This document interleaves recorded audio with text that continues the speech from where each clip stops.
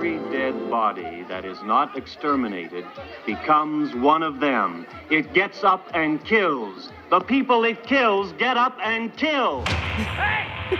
We're recording the podcast! Shut up! Good morning to you wherever you are, because it is Morning Somewhere! for September 4th, 2024. You got me thinking about August in my head. My name is Bernie Burns, sitting right over there. She's not going to get up and kill. She just wants to rest in bed. That's all she wants to. We're up a little bit early this morning. Good luck getting me up, okay? Yeah, how you doing, Ash? I'm doing great. Now, you had a late night last night, and it's related to the drop, I believe. It's going to sound really weird. Sometimes when I'm doing something in a video game, I'm like, I just want to be done with this. I want to be done. And so I'll stay up late and work.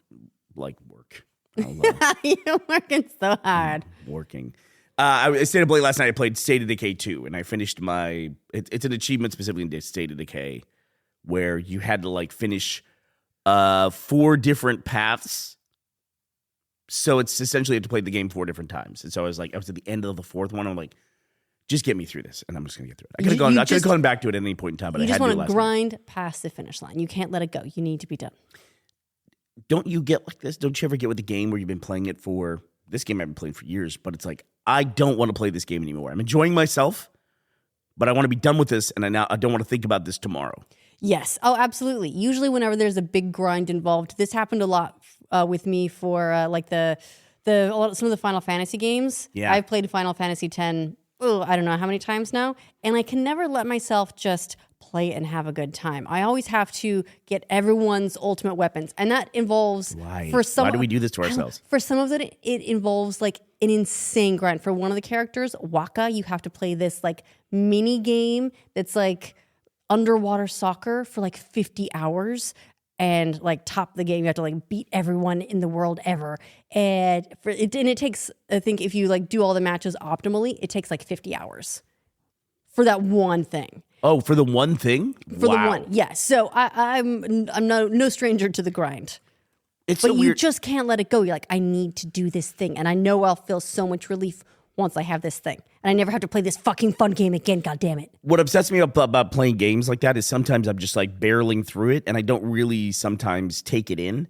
I saw in my library yesterday. I was looking for a game called Burnout Crash, which was an arcade version of Burnout. That was the Xbox Live Arcade on the Xbox 360. Oh, that's probably what it was. So it's gone now. It's lost media. I cannot find this thing. It was on PC. It was on mobile. I was trying to find it for you as well. And yes, its Wikipedia entry was it's on this, it's on iOS. I checked Steam. No. I checked the App Store, the iOS App Store. No. Burnout Crash is just gone. Probably not big enough to warrant a press release when they finally took it out of the libraries, nor a giant refund for everyone who bought it. We'll get to that in a second.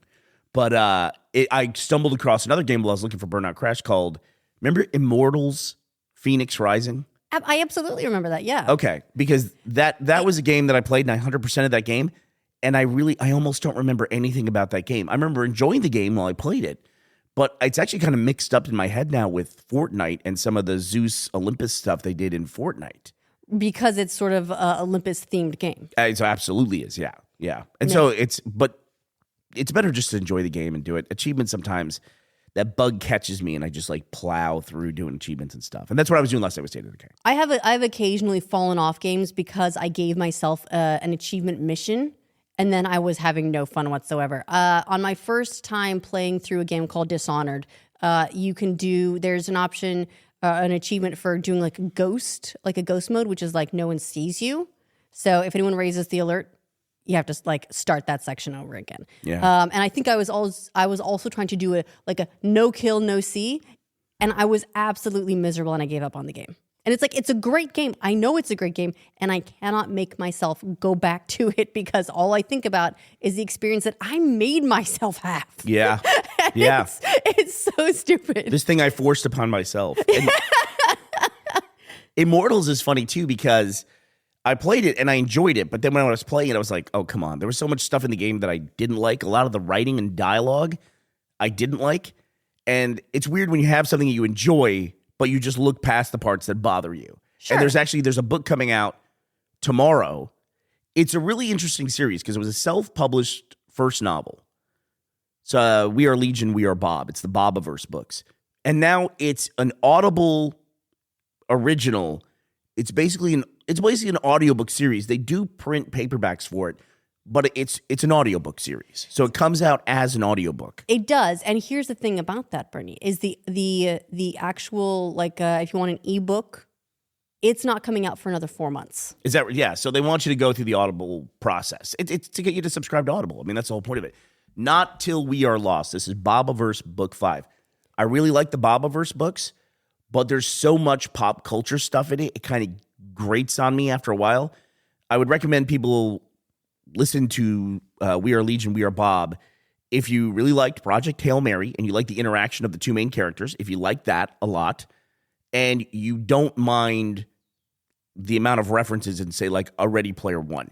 And I will say this. Is it at Ready Player One level? Nothing's at Ready Player One level. Nothing is. I mean, Ready Player One is like Quentin Tarantino's speech. You know, anytime a Quentin Tarantino monologue comes up and it's full of like pop culture stuff, I think that's what Ready Player One was going for. Except every sentence in that book is a reference to something. And the Bobaverse books are not nearly that bad. Not nearly. But I do think if you've read Ready Player One, you're on guard for stuff like that. And it will raise those defenses. Let's just say that. So that comes out tomorrow, and I can't wait to listen to Not Till We Are Lost by Dennis E. Taylor.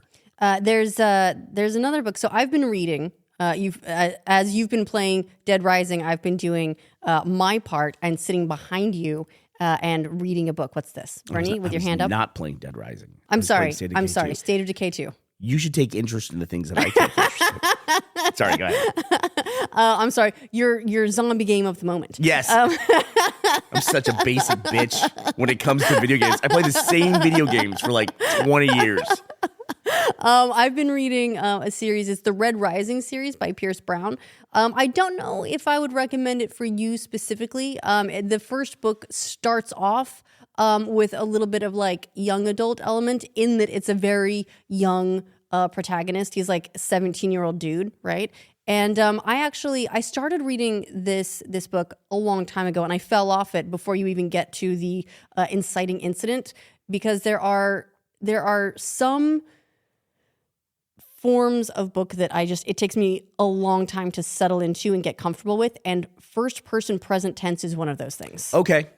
Books told in first person present tense, and that's very much like Hunger Games was told first person present tense, and it like I just had to kind of like grit my teeth and gird myself until I could like get over the hump and into it, and it's sort a of big like choice. Forget about that happening. It's a very big choice. Yeah, I find it a bold choice. Yeah. And so I fell off it initially, but I recently went back to it. I managed to get past the inciting incident. Everything got rolling. Absolutely loved it. Powered like straight through. I basically didn't come up for air the entire first book. Read the second book. I was reading at dinner. You're like, what are you doing? And I'm like, I'm sorry. I'm just at the end of this book. And it's just, everything is like coming together in this big climactic moment. And I need to just get through this. Kind of similar to your achievements, except it's all linear. It's the end of the book. And so now into the third in the series. And it's really good. It's I would say a rare choice for me. It's more sci-fi than fantasy. It takes place in the future. The main character he's a miner on Mars. He mines helium, and he's never been to the surface because they're waiting for it to be terraformed, basically, so that they can colonize Mars. And then things happen, and he discovers, the whole layers to the world and society that he was unaware of, and so on. And I don't want to go too much into it because I enjoyed going into it having no idea what was happening or what was going to happen, so I won't say too much about it, but it's fantastic. It's interesting you say that, because while I'm sitting here, I'm trying to think of my favorite stories that are based on the moon, and I don't know that I can think of one. Like, my favorite one is the Apollo missions, the real ones. Did you read Artemis? I did read Artemis, and I was thinking about Artemis because of when you talked about like the different societies and the different strata and things like that. She's not underground. Lead character in that. They're on a colony on the moon. I did like the Sam Rockwell movie Moon, which was directed by David Bowie's son, and he has a name, and I should know his name. That was a weird one where it came out. It's one of those weird movies that's just like another movie that comes out at about the same time. The problem is I can't tell you what the name of the movie is because it gives away part of the story of the movie. But there's a Tom Cruise movie that came out about the same time. very, very similar, but entirely different approaches to telling the story and completely different budgets. I enjoyed Moon very much. And the director of Moon, Duncan Jones. Also, buyer beware, it features the voice of Kevin Spacey. And I know that some people are not going to go back to listening to Kevin Spacey. Now, and on the topic of audiobooks and celebrities, I know that the Artemis audiobook was read by Rosario Dawson. Yes. And was written by Andy Weir, one of your favorite authors. So it sort of folds into this whole talking about media stuff that we're doing this episode. Yeah, and the other one I'm trying to get into, which is, Ashley, can you be ready to gasp on behalf of the audience when I say this? Okay, right, I'm ready. I can't get into a series that you and JD keep trying to get me into called the Stormlight Archive. I know. Brandon Sanderson's big Stormlight Archive. I've tried like 3 or 4 times to get into it, and I just can't get into it. But I'll get there. Well, here's the thing: is I don't know that if I was recommending Brandon's, like, you to jump into the world of Brandon Sanderson, I'm not sure I would recommend that as the starting place. It is, first of all, it's his epic saga. He's been working towards this through his entire career, and it's like these are door stoppers. Every single book is a doorstop. Also, they have the same narrators for the audiobooks. And what does that mean? It's a doorstop. Like, it means it's a big book? Every book is enormous. What's and a big book for you? Bigger. How many pages before it's a big book? 1,000? Okay, that's fair. They're big books. But I might recommend something a little bit different for you. He does have some sci-fi stuff. If you don't mind young adult, the Skyward series is pretty cool. It's a sci-fi young adult series, but the main character, I really enjoyed her and her relationship with the world, and that told a fun story, a fun sci-fi story that was, maybe a little bit less grim than a lot of sci-fi gets. But maybe that's a better place for someone like you to start with Brandon Sanderson. But 12 minutes of talking about books and video games. I'm buttering you up for something. What is it? I'm going to be asking you for something here. Something difficult today. Well, if you want, I can move over to film and television. Let's loop back around. Okay. Loop back around here and we talked about the game being canceled and refunds. I was referring to Concord, which we mentioned earlier. I guess last week it came out. It's going offline. Yes, it did not do well. I think estimates were that it sold somewhere in the range of 25,000 copies. Its peak player count on Steam, like launch day, was 600 people. It's only gone down from there into double digits. And Sony has officially announced that they are going to take the game offline, which means that they're basically unreleasing the game because it is a multiplayer game, and they're going to be issuing refunds to those who bought the game. You know, this kind of thing too is it becomes the story of the game, and it kind of defies that maxim that there's no such thing as bad publicity, because I didn't know anything about this game. I've been hearing about this game nonstop. As a failure, it has not compelled me in any way to engage with it whatsoever. There was a brief moment where I thought, oh, I'll take a look at it. And then it was a purchase price in order to do that. And I said, there's no way I'm doing that. Yeah, speculation is that purchase price is part of the reason, not the entire reason, that it failed, because it wasn't compelling enough to get people over the $40 price point to buy the game, when there are so many games like it that have maybe a more immediately gripping aesthetic and sort of like sell on it than this particular game did. So and people player just base. never You gotta got have a open player them. base for those games. You just have to. You have to do anything you can to get a player base in the door. You know, and I get it. I can tell you from experience that probably Concord, they realized probably a little less than half the team probably said we should give this thing away for free, and the other half team was like, no, we've done the projections. And let's have this is going to work. This the is gonna be dedicated great. base and the founders pack or whatever the stuff that people do. It's like, it's probably not going to work. You just have to make the game, it's too big of a risk to not have it free and just get people playing it immediately. There's also what happens sometimes is they're like holdouts for the sort of like the old days of how the market worked. I remember when the Elder Scrolls Online initially came out. I want to say it had I think it was a purchase price and a monthly subscription. It was like almost like the old school MMO model, right? And the world had sort of moved on from that. They ended up reworking it and abandoning that original strategy, continuing to support the game for many years. And now I would say it's gone on to be quite a success for them. But initially, it was not. No, really, Elder Scrolls Online was not. And you can get them over the hump too, but I don't think Concord was heading that way. When I saw the announcement on Twitter, I went and looked and clicked on the link, and it was a Reddit comment thread, And someone said, I didn't verify this, but they said that the player count from the previous day was 25 people.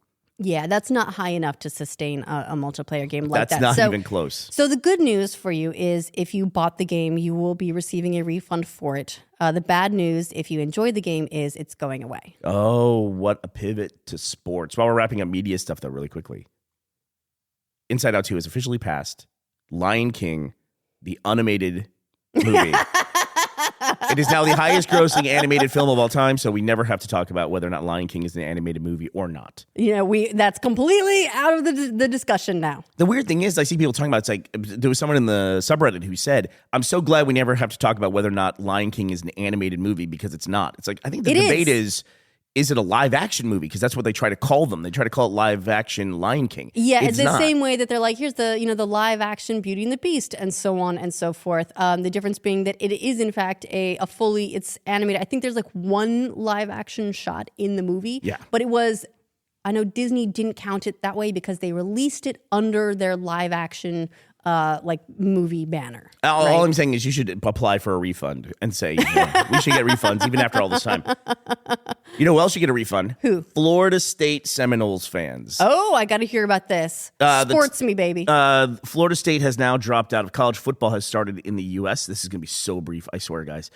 Florida State fell out of the Associated Press college football poll on Tuesday after starting the season 0-2, becoming just the third team to go from preseason top 10 to unranked in their first regular season poll since the ranking expanded to 25 in 1989. Okay, so first of all, what's the poll? The Associated Press. So for a long time, there weren't playoffs in football. There were just rankings, and there was a coaches poll, and there was the AP poll, which is basically the press, the sports press. And it was, they never really said what the algorithm was for it, and they would rank the teams, and it was votes and everything. And you had so many first place votes, and then you had rankings based on that. And sometimes they would combine the coaches poll with the AP poll to try to determine the overall ranking. They did that with the BCS for a while. It's a very complicated system. Then they just went to playoffs, and everybody got exactly what they wanted. Me personally, I felt it's a university sport. The debate was part of the fun. You know what I mean? And everyone likes to have a clear winner. I completely get that. It's sports. You got to have that. Japan, by the way, beat USA in Murderball for the gold of the Paralympics. Congratulations, Japan. Have you seen, by the way, the wheelchairs that they use for Murderball, also known as wheelchair rugby, in the Paralympics?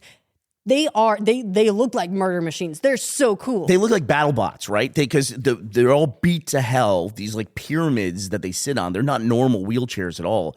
And then they have these like super fit and muscular guys on top. It's like they should use that for the design of the next Terminator. That should be the Paralympic Murderball guys. All right, but that's your sports news. I'm out. No more sports You're news. done with sports. All right. Then University sports, like college football, someone who's from Texas could get lost in that. And the rest of the world, I recognize, they don't give a shit about it. You know what I mean? They're not even going to fall into it by accident. You have to try pretty hard. It's funny. I was checking out AP News this morning. I like to just see what's going on in the world. And it pulled up one of those sort of like interrupter banners, and it goes, college football is coming back. And I was like, oh God, no.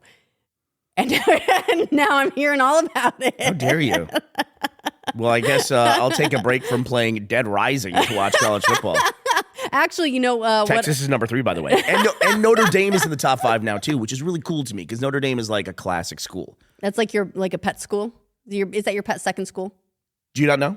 I do know. I but came I'm from a Notre Dame so, family. Right. So that's like your pet school, even though you didn't technically go there. It's a family school. Yes. So my dad went to Notre Dame, and I grew up my whole life. I was going to go to the University of Notre Dame in South Bend, and that's where I wanted to go to school. Everything I did in high school was to get me ready to go. Everything I needed to go to qualify to get into Notre Dame. I got in, and I couldn't afford to go. And that's a bummer. And so I just couldn't go to the University of Notre Dame. And I didn't apply anywhere else. But if you were in the top 10% of your graduating class, you got accepted to the University of Texas automatically. And so that's how I ended up at UT. Think about that. I'll brag about it a little bit. Why don't you? What's that? Brag about it a little bit. Do you know what it is now? I think it's like top 2.5%. Ooh, that's rough. Yeah, it's really changed. And it's still an enormous school. But so if you're done playing Dead Rising and you're looking for other things to do with the TV, Bernie, I would like you to catch up on Only Murders in the Building with me. The new season is beginning to air. That's the one that's got, besides every star in the world, also your friend Kumail Nanjiani is in this season. I don't know in what capacity, but I've been catching up on the previous seasons. Academy Award nominee. I'm Kumail sorry, Nanjiani. Academy Award nominee Kumail Nanjiani. And I've been catching up on the previous seasons. And here's the thing: is I almost don't know why I fell off watching it because it's such a great show. It's like for a show about murder, it's so cozy and lovely. Everyone who's in it is absolutely fantastic. Star-studded cast. Steve Martin, Martin Short. It's like they call up every friend that they've ever worked with in Hollywood, and they're like, "Come do a bit part. It'll be hilarious." It's such a weird franchise because to me, it's like it's a great pitch, and then immediately like, where do you go with this from there? And they've gone now 4 seasons with the show. Yeah, it's a great idea on paper. People who follow a true crime podcast then try to solve a true crime on their own, all within, of course, a fictitious world. And the side characters, the B plots are great. Every character has great development. There's something just really lovely about the series in general. It's such an enjoyable watch. So I've been catching up. I'm just about through the 3rd season and ready to start the new season. And you can watch that with me. Can I make a pitch at you for season 5? Yes. Only Murderballs in the building. The Japanese gold medal. Or is it silver? Let's do the Americans because then you wouldn't have to translate. You have the American Murderball team. They're upset about getting silver in the Paralympics, but congratulations to them anyway. And they go on a rampage through the building, one elevator at a time. They just cut and smash. I think that's going to be the hit season 5. You got that, Steve Martin? All right. All right. Well, on that note, I would like to thank our sponsors for today, Jamie Schofield and Jordan Bailey. Thank you both for sponsoring this episode of our show at patreon.com/morningsomewhere. Another cool thing about the Paralympics that I read is that when they were playing the basically soccer for people who have visual impairments, the audience has learned, I guess from people who have been to these events before, not to make any noise while watching because the athletes need quiet in order to find the ball. I guess that makes a lot of sense. That must be a fascinating environment to be in because then when they score in football, then the stadium must go nuts. Must scare the shit out of the players, to be honest with you. But then they know something great's happened. But yeah, it would be a weird experience if you're used to going to just sort of regular sporting matches where everyone's shouting at everyone all the time, and then you just get this hush, right, as they're doing their thing, and then you have the sound just during the breaks. That would be a weird experience, but very cool. And I love that they make that work and that they've educated the audience and that the audience then participates and plays along. That's great. It's very respectful. So quiet. Are you playing football or Concord? All right. Well, that does it for us today. September 4th, 2024. We will be back to talk to you tomorrow. We hope you will be here as well. Bye, everybody.